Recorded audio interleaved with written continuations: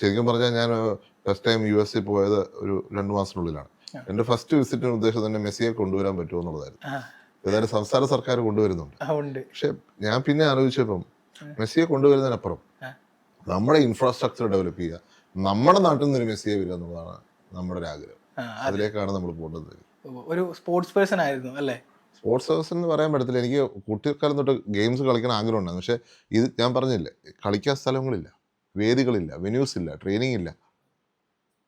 എനിക്ക് മിസ്സിങ് ആണത്. മറ്റൊരു കുട്ടിക്ക് അത് മിസ് ചെയ്യാൻ പാടില്ല. എനിക്ക് മിസ്സിങ് ഔട്ടാണത്. എൻ്റെ ആഗ്രഹം നടക്കാതെ പോയതാണ്.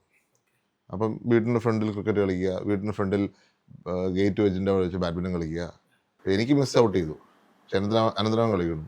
മറ്റൊരു കുട്ടിക്ക് മിസ് ഔട്ട് ചെയ്യാൻ പാടില്ല. അതിന് കേരളത്തിൽ ഇൻഫ്രാസ്ട്രക്ചർ ഉണ്ടാവണം. കേരളത്തിൽ നിന്ന് ക്രിസ്ത്യാനോ റൊണാൾഡോ, കാനഡത്തിൽ മെസ്സി, കേരളത്തിൽ നിന്ന് സച്ചിൻ ടെണ്ടുൽക്കർ, അതാവണം നമ്മുടെ എയിം. കാരണം അത് മാത്രമല്ല, ഇതിനൊരു ഇൻഡസ്ട്രി ആക്കി ഡെവലപ്പ് ചെയ്യണം. അവിടെയാണ് നമ്മുടെ വിജയം. ഈ സ്പോർട്സ് ഹബ് ആവുക എന്ന് പറയുമ്പോൾ ഉറപ്പായിട്ട് കളിക്കളങ്ങൾ ഇപ്പൊ അതിന്റെ ഏത് ടർഫ് രൂപങ്ങളാണോ? ടർഫ് ഉണ്ട്, ഏത് ഓപ്ഷനും നമുക്ക് ഓപ്പൺ ആണ്. ഞാനിപ്പം ദുബായിൽ നിന്നാണ് വരുന്നത്. അവിടെ ഞങ്ങൾ ഒരു എഗ്രിമെന്റിൽ ടെക്നിക്കലി എത്തി 7 ഏക്കറിലൊരു സ്പോർട്സിന്റെ ഹബ്ബ് പുതുപ്പള്ളി തുടങ്ങാൻ ഒരാളുമായിട്ട് ധാരണയായിട്ടാണ് ഞങ്ങൾ